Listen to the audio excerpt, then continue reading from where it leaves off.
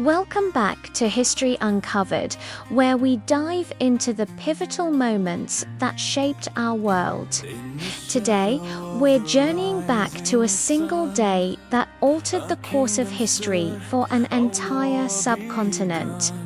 We're talking about the year 1757 on a field known as Palashi, where the fate of Bengal was sealed.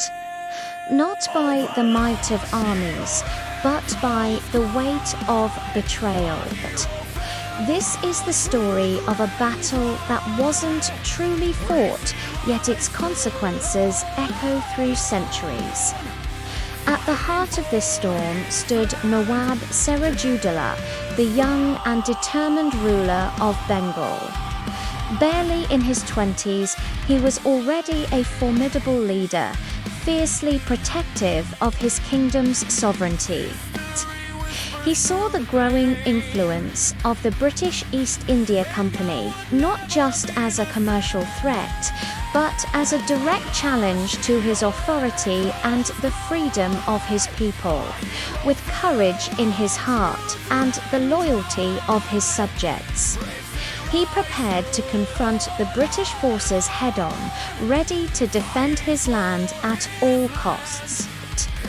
But the greatest danger wasn't on the battlefield. It was lurking within his own ranks. The shadow of treachery was cast by a man Sirajuddaula trusted implicitly, his commander-in-chief, Mir Jafar. While outwardly swearing allegiance to the Nawab, Mir Jafar was secretly plotting his downfall. Driven by ambition and the promise of power, he had struck a clandestine deal with the British. But he pledged to stand down his massive portion of the army in the heat of battle, effectively handing victory to the enemy in exchange for the throne of Bengal.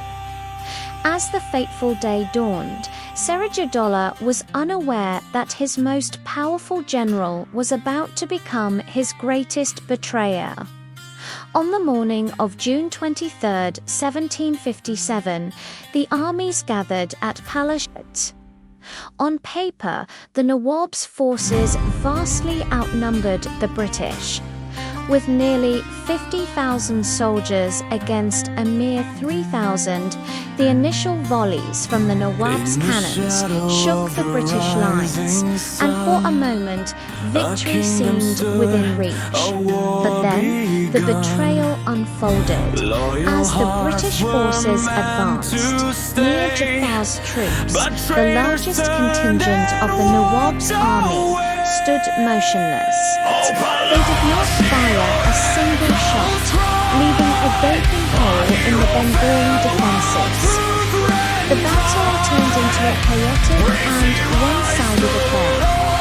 Sirajuddaula's loyal soldiers fought bravely, but they were confused, demoralised, and ultimately overwhelmed.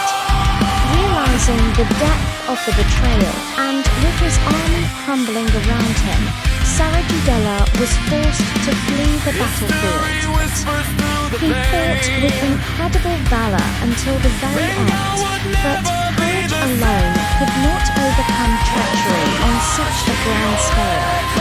His escape was short-lived, as he was soon captured and executed.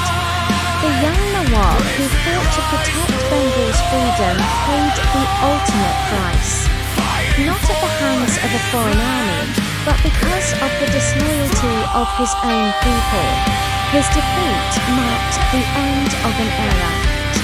In the aftermath, the British East India Company installed Mir Jafar as the puppet Nawab of Bengal.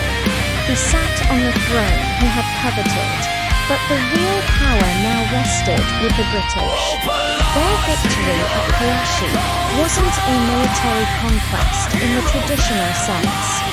It was a political masterstroke that opened the floodgates for British colonization in India. The fall of Bengal paved the way for nearly 200 years of British rule. The field of Palashi today is a quiet, somber place, but its soil is soaked in a story of ambition, betrayal, and lost independence. It serves as a powerful reminder that history is often shaped not by the loudest cannons, but by the quietest whispers of deceit. The Battle of Palashi was more than just a military engagement. It was a tragic lesson written in the annals of history, a lesson that still resonates today. Thank you for joining us on this journey back in time. If you found this story compelling,